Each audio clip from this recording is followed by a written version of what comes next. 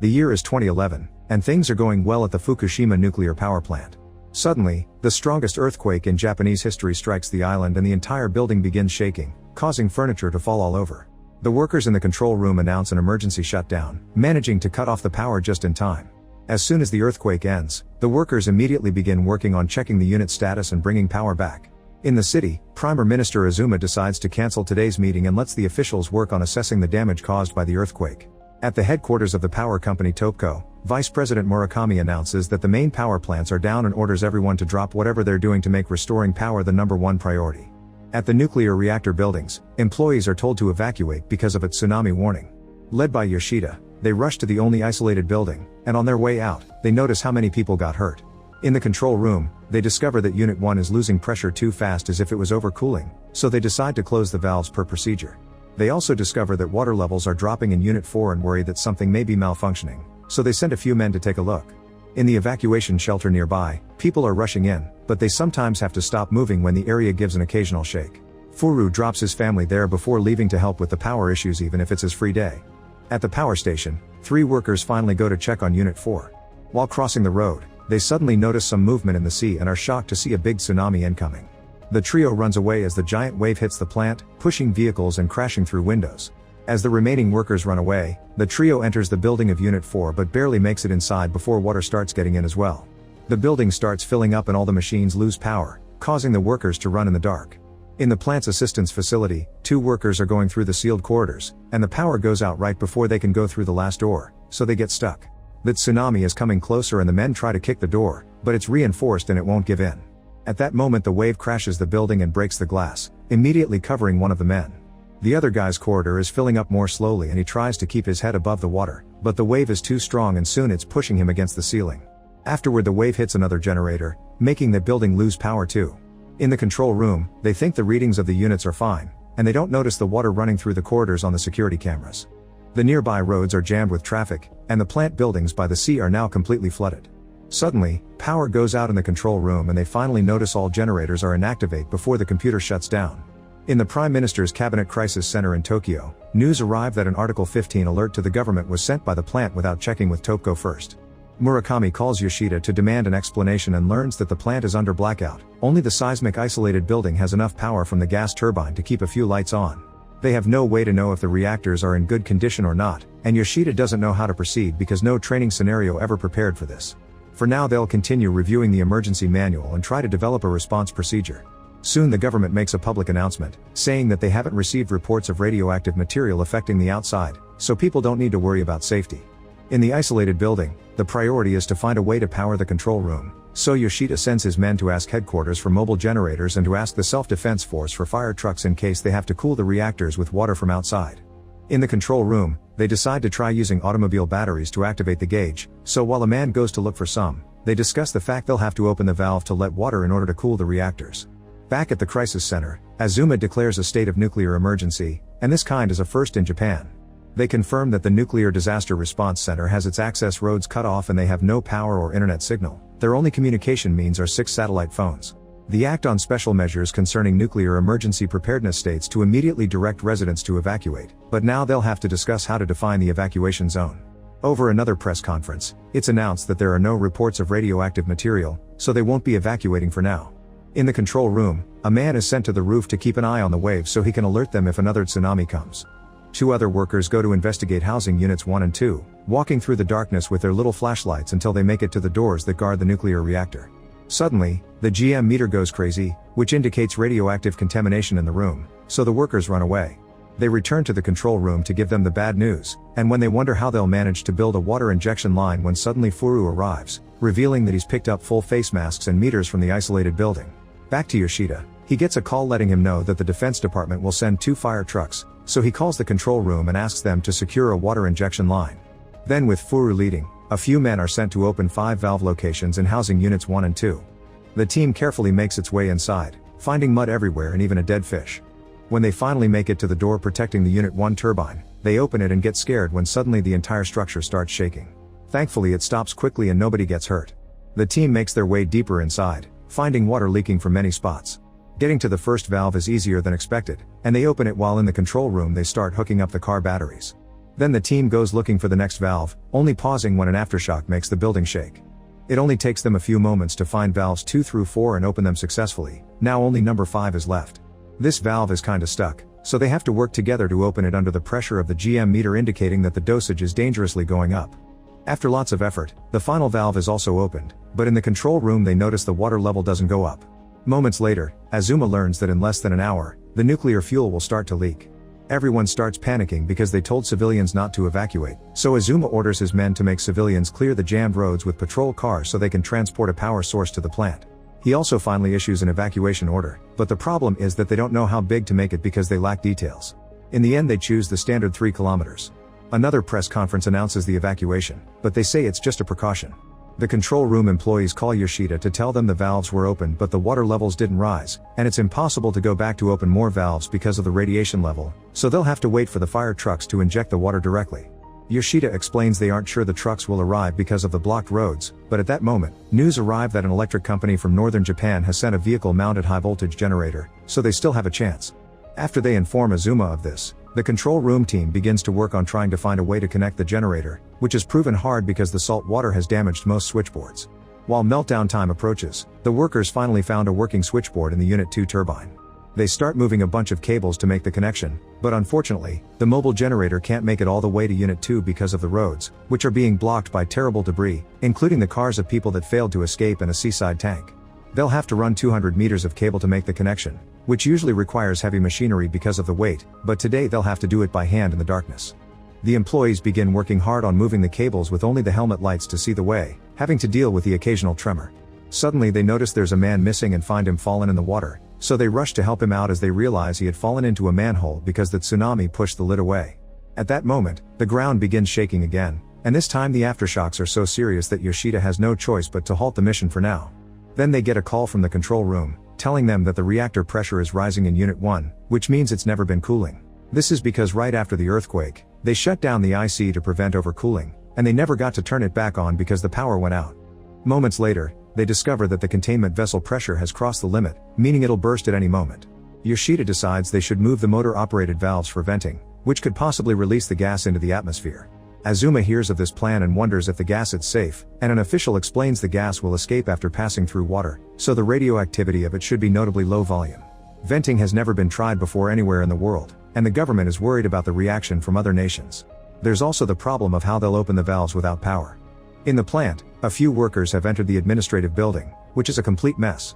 They're looking for information on the valves to avoid working blind when suddenly another aftershock hits the building. Luckily nobody gets hurt and they keep going. Meanwhile Azuma and his officials continue to discuss the risk of releasing the gas and how wide should the evacuation ratio be. However, since they still lack information, they just talk in circles without reaching a conclusion. With Unit 1 already being too radioactive to be approached, they worry that at this rate they'll lose access to Unit 2 through 6 as well, and they may end up exploding. With no other choice, Azuma authorizes them to do the venting. In the administrative building, they find the piping schematics and learn that to create a vent, someone will have to enter the building and open the valves by hand. Yoshida calls the control room to pass the information, and now the leader has the devastating task of choosing which workers will go on this dangerous mission. In Tokyo, another press conference announces they'll proceed with the venting, but one of the officials changes the information at the last second and says that Unit 2 is fine, only Unit 1 will need venting. Azuma is tired of all his informants being useless and decides he'll travel to Fukushima 2 by helicopter. In the control room, nobody volunteers to do the venting, and when the leader says he'll do it himself, Furu says he'll be the one to go and that the leader should stay here. This inspires others to volunteer as well. In the end, they divide the group into 3 teams of 2, and Yoshida orders his men to take all the protective gear they can find and take it to the control room. When Azuma finally arrives, a camera follows him everywhere.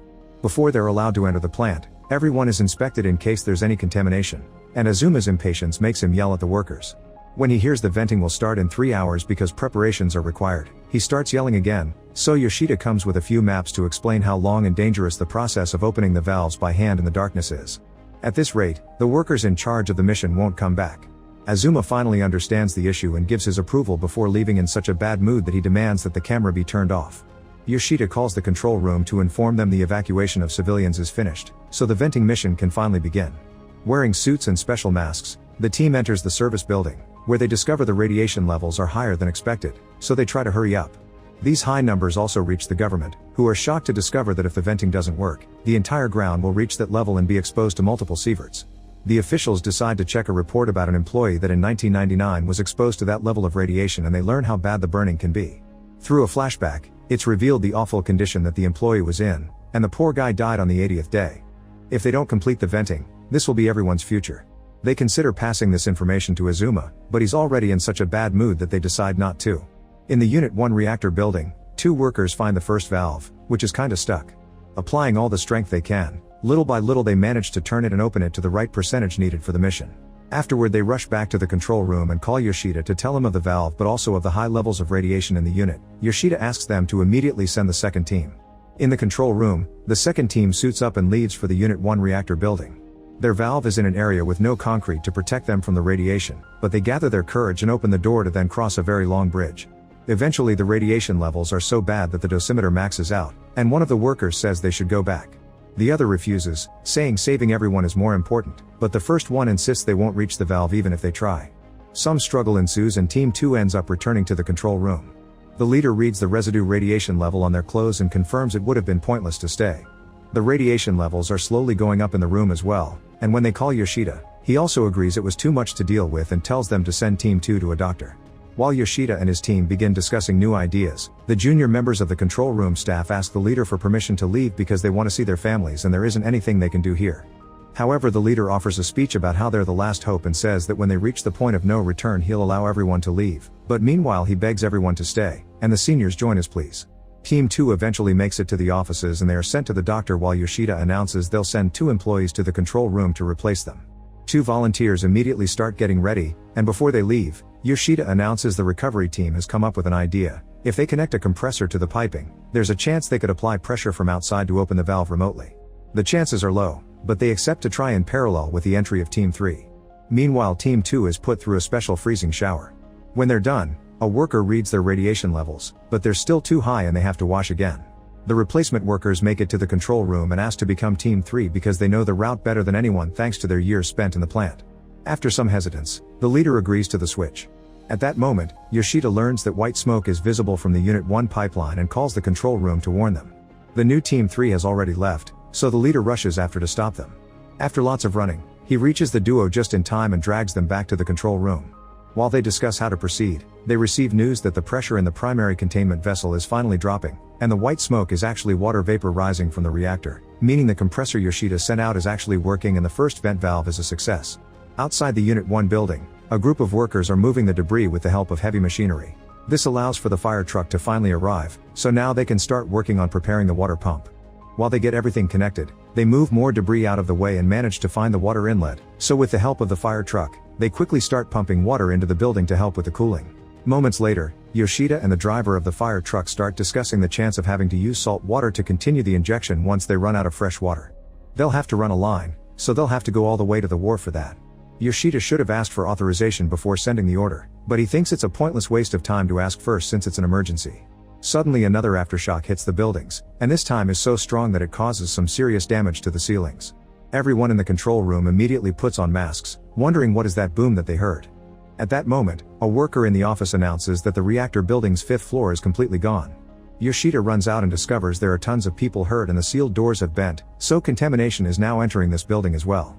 The GM meter confirms there's no difference between the inside and the outside. Then Yoshida asks his men to seal as many doors as possible and suits up before going outside, where they find more injured men. As soon as he turns around the corner, Yoshida sees the horrible amount of smoke left by the explosion in the reactor building.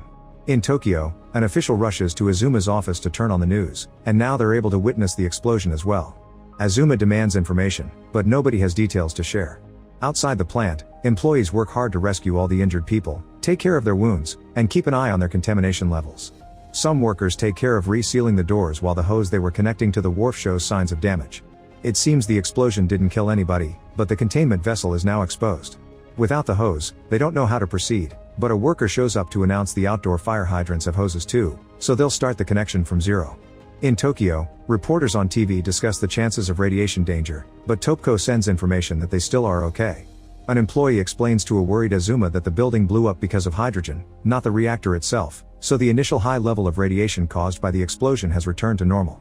At that moment Touhoku calls and informs Azuma's team that a power shortage will occur in the Tokyo area, so they would like to implement rolling blackouts.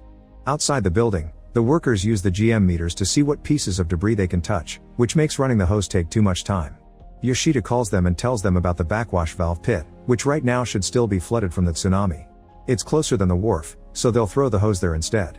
Moments later, Azuma receives news that the containment vessel pressure is rising again, and that's why the plant is planning to use salt water. Azuma worries that salt water may have impurities capable of triggering an explosion, but the discussion about the risks is interrupted by the arrival of Murakami, who wants to discuss the rolling blackouts. He explains that they must avoid a power peak or they won't have power to eventually restart each station, and the only way to avoid that is to split the Kanto area into 5 groups, implementing blackouts one by one. While they argue over the dangers of leaving hospitals and people on life support without power, an official calls Yoshida to tell him to stop the salt water plan, but Yoshida refuses. The other officials tell Touhoku to go ahead with the rolling blackouts, but if somebody dies, it'll be their responsibility. The news reached the Touhoku headquarters, and since they don't want to be charged with murder, they'll cut power to their high-demand clients to adjust. Then Touhoku calls the plant to stop the plan, and after a long argument, Yoshida has no choice but to suspend all salt water injection and move the hose to the little fresh water left. However, the workers are still pumping salt water because this was part of the plan. Yoshida had only been acting for Touhoku. After a few seconds of pumping, the water level rises and the mission works out. A few hours later, Azuma approves the use of salt water. However, no matter how many times they check the hose and the connection, it seems the water levels won't rise anymore, which means the water isn't getting inside. 2 workers are sent to find the problem, and when they come back, they report that there must be a leak somewhere because the pressure inside the reactor is rising. After a chat with Touhoku, it's decided they'll send people to try the valves again. A team goes to the Unit 2 suppression chamber and another aftershock shakes the bridge, but luckily is a light one and they can keep moving. They go deeper inside and are shocked to notice their shoes are melting, plus the GM meter suddenly starts going crazy, so they have no choice but to go back. Yoshida calls Touhoku to warn them of the possibility of a total meltdown, and he's given orders to do whatever it takes to find the valve in Unit 2. Yoshida checks the manuals and decides they'll try to use a bunch of car batteries to activate the valve. The batteries are sent to the control room, where they are connected together in one giant circuit. Then they connect them to the main computer, but unfortunately, the activation doesn't work. They'll have to look for more batteries to add more power. Meanwhile, additional fire trucks have arrived, but they'll have to clean lots of debris before they're able to run a hose. Yoshida notices that the pressure in the containment vessel is crossing the limit, so they need to hurry. An hour later, Yoshida reports to Touhoku that the batteries work and the valve in Unit 2 has been opened, so nuclear reactor pressure has begun dropping. Murakami orders Yoshida to resume operations, so Yoshida has no choice but to order the workers to resume injecting water instead of evacuating. This time, the water flows better, confirming it's entering the vessel properly. Near Unit 3, the workers hurry to clean the debris as soon as possible and the new fire trucks finally reach the area. Suddenly the building starts shaking and Yoshida runs to the window to confirm his bad feeling. Another explosion has destroyed Unit 3. The workers in the fire truck are alive and notice the radiation levels are going up incredibly fast, so they have to kick the door open to leave the vehicle. They go looking for the other truck and rescue more workers from where they hid under it. Many of them are injured, but luckily nobody is dead. The truck won't start, so they abandon it and run back to the offices. On their way back, they find many other workers with deadly injuries telling them not to worry about them, but the group ignores their warnings and helps them come along anyway. The second explosion also appears on the news and starts to deeply worry the population. In the office, Yoshida receives an update saying that Unit 4's temperature is rising, so the explosion must have caused a leak. The water level in Unit 2 is also starting to drop, so they only have 5 hours before the fuel rods are exposed again. In Tokyo, Azuma realizes they'll have to rise the disaster level to 7, which is the first time since Chernobyl. At that moment, all the injured workers arrive at the office using a vehicle they found around. The employees at the entrance check on them and discover the contamination is too high to even diagnose them.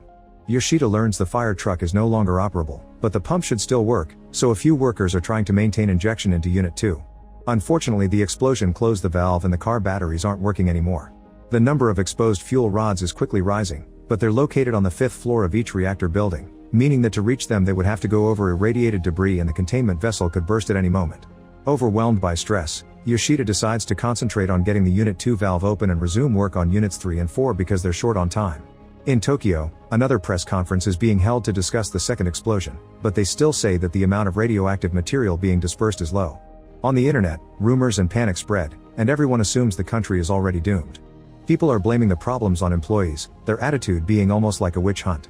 Hosts on TV are spreading similar messages, which hurts the relatives of the employees. Moments later, the Unit 2 valve still hasn't been opened. An argument ensues between Murakami and Yoshida over how to proceed, causing Yoshida to finally lose it and yell at the Touhoku team, telling them he'll choose what's best for his team before hanging up. A bus arrives to take away the injured people, but even at full capacity it can't take them all. Suddenly a worker announces they've found salt water buildup in the basement of Unit 4, so they'll try to move it to the pit to cool the reactors. Now it's time to move more debris and move the fire trucks to Units 5 and 6, they'll also have to gather some manpower to break down the door to Unit 4. Workers and heavy machinery begin working as fast as they can, only to discover they don't have enough hose left to reach the basement. At that moment the control room calls to inform that Unit 2's fuel rods are all exposed, so Yoshida tells his assistant to start preparing the evacuation. Afterwards Yoshida calls Touhoku to inform them he and a minimum number of operators will stay to keep injecting waters, but he wants everyone else to be evacuated. Now Yoshida has the difficult decision of choosing who will stay with him until the very end. When Azuma hears about this plan, he panics and yells at everyone, not calming down until he understands that the plant won't be completely abandoned and a few men will still stay behind. Moments later, Azuma shows up at Touhoku and complains about all the miscommunication, so he announces he'll work there as chief of operations from now on. He wants everyone to be ready to die on site, including himself. Just to make a point, Yoshida lowers his pants and scratches his rear for the camera before telling everyone to resume work. Sometime later, workers in the control room are trying to change the gauge battery when suddenly the building shakes and they hear the sound of an explosion. They inform Yoshida that the suppression chamber pressure has dropped to zero, which could mean there's a hole in it. The radiation level is increasing, so Yoshida sends the men to check the parameters. Then Units 3 and 4 also report a concussive sound, meaning the radiation will skyrocket. Giving up, Yoshida calls Touhoku, and Murakami approves the evacuation of most of the workers, to Azuma's horror.